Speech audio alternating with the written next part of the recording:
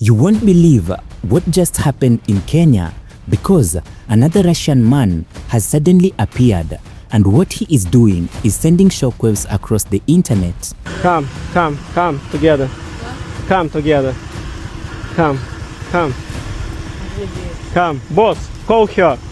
She should come to me. At first, he looks like a harmless tourist, lost, confused, maybe even a little shy. He walks up to a woman in a busy street, malls, markets, and asks them the most innocent questions imaginable. Baby, how are you? Do you speak English? Do you speak English? Not speak. Excuse me, can you help me with directions? But what those women don't realize is that they might already be part of a video that could end up online for thousands of strangers to watch. And it gets even worse. New clips circulating on Instagram today are fueling a wave of outrage as more Kenyan women appear to have been secretly recorded using hidden cameras disguised as smart glasses. The footage uploaded to private Telegram channels and paid websites where viewers actually pay money to watch those encounters unfold. But that is not all, because what investigators are now uncovering behind these videos is even more disturbing. According to reports, the man's strategy is chillingly simple. Approach women in public places, start a casual conversation, keep eye contact while the camera hidden inside his glasses captures everything in high definition. And by the time the woman realizes something feels off, the footage may already be circulating online. Now, the situation has escalated far beyond a privacy scandal. Authorities and online watchdogs are raising serious concerns about public health risks, potential exploitation networks, and possible violations of Kenya's data protection and sexual offences law. But here is the part that has people truly alarmed.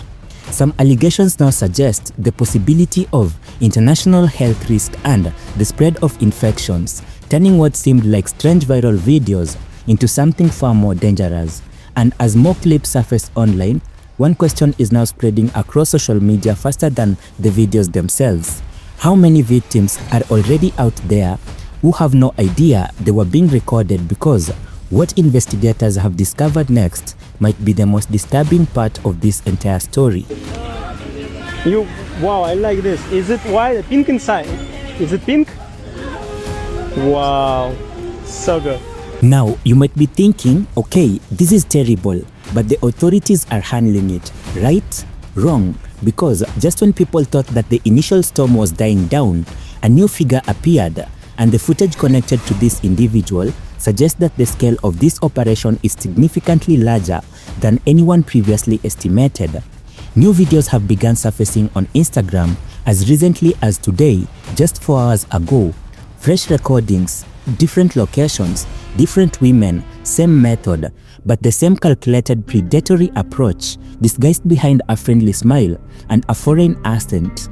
This new individual, the one before him, presents himself as a tourist, harmless, curious, perhaps a little lost. He asks the same simple question, "Excuse me, do you know where this place is?" Or sometimes he opens up with a compliment, something light, something that disarms. And that right there is the trap, because from the moment the conversation begins, the camera is already rolling, hidden inside what appears to be a pair of ordinary sunglasses. These are not regular shades. These are high-tech, smart glasses equipped with micro camera capable of recording full high-definition videos, while the wearer maintains direct eye contact. The victim sees a man looking at her, talking to her, smiling. She doesn't see the lens embedded in the frame. She does not see the tiny indicator light that has been deliberately disabled. She sees nothing except a tourist who needs help. But wait, this is not even the most disturbing part. Stay with me, because what comes next changes everything. You see, filming someone without consent is horrifying enough on its own, but what elevates this situation into something truly nightmarish is what happens after the recording stops. The footage does not just sit in a memory card, it enters a pipeline, a well-structured distribution network designed to extract maximum profit from every single clip. Here is how it works. Step 1. The raw footage is edited, cut into digestible clips, Given provocative titles, thumbnails are created, often zooming in on the faces of the women involved. Their identities fully visible, no blurring, no anonymity, nothing. Step 2. The clips are uploaded to private Telegram channels. These channels operate on a tiered subscription model. Free previews are posted in public groups to attract attention. The full uncut version sits behind a paywall where subscribers pay anywhere from $5 to $30 per month to access the entire archive, and these archives contain hundreds of videos. Step 3. Selected clips are then repackaged and uploaded to YouTube, sometimes under misleading titles like Meeting Beautiful African Women or Dating in Nairobi Travel Vlog. These videos accumulate views, they generate ad revenue, and because the content appears on the surface to be a simple travel vlog, it often flies under the radar of content moderation systems. Step 4. The most explicit content, and yes, it gets worse, is distributed through private websites and forums associated with sex tourism networks. In these spaces, the women are discussed, rated, and objectified in language that I cannot repeat in this video. Their locations are shared, identifying details are catalogued, and other men in the network use this information to seek out the same communities, the same streets, and the same women. This is not content creation. This is digital predation operating at an industrial scale. And if you think that this is the full extent of the damage, you are not even close, because the investigation into these individuals has revealed something that goes beyond privacy violations, beyond exploitation, beyond anything that can be undone by simply deleting a video. What I am about to tell you involves public health, it involves criminal law, and it involves allegations so severe that the Kenyan authorities are now treating this as a matter of national urgency. Do not go anywhere. Let me be very clear about what I'm about to say, because this is not a rumor, this is not speculation. These are allegations that have been formally raised by advocates, health professionals, and members of the Kenyan public who have been tracking this situation from the beginning. These are serious concerns. The approach, as we have discussed, inconsistently, a conversation on the street. Now, here is where the true horror lies. According to multiple accounts shared across Kenyan social media and compiled by digital safety advocates, some of these encounters resulted in unprotected sexual contact, and the fear, the very real, medically grounded fear, is that these men may be carrying infections that they are knowingly transmitting to unsuspecting women. Under the Kenyan law, this is not just immoral, this is criminal. The HIV and AIDS Prevention and Control Act makes it a prosecutable offense to knowingly transmit or even recklessly risk transmitting HIV to another person. The penalties include imprisonment, and if proven, these individuals could face charges not just for privacy violations, but deliberately endangering human life. The Kenya Medical Research Institute, along with several county health departments, have reportedly been made aware of the situations. Calls for mandatory testing and contact tracing have been growing louder with each passing day, and women who believe they may have had contact with any of these individuals are being urged to visit their nearest VCT center immediately. So, what does the law say? What protection exists, and why, despite of all this evidence, are these men still apparently operating with impunity? Let us break it down. The Kenya Data Protection Act of 2019 is one of the most comprehensive privacy laws of the African continent.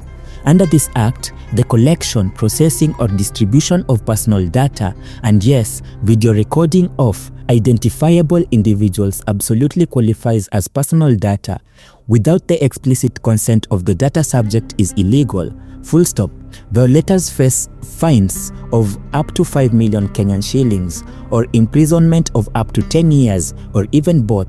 Then there is the Sexual Offense Act. The law specifically addresses the non-consensual recording of individuals in intimate or compromising situations. The distribution of such recordings, that is commonly referred to as revenge porn, carries its own set of severe penalties, and because many of these videos are being sold for profit, the commercial exploitation elements adds additional layers of criminal liability.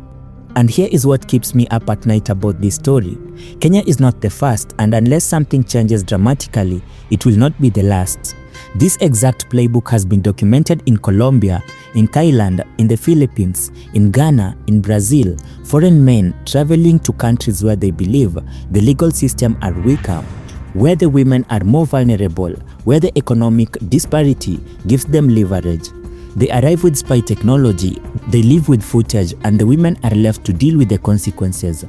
The passport bro phenomena, as it has been labeled online, started as a seemingly harmless movement of men seeking romantic connections abroad. But it has materialized, it has emerged with exploitation networks, with sex tourism rings, with content farms that treat women in the global south as commodities to be filmed, packaged and sold to paying subscribers in the global north.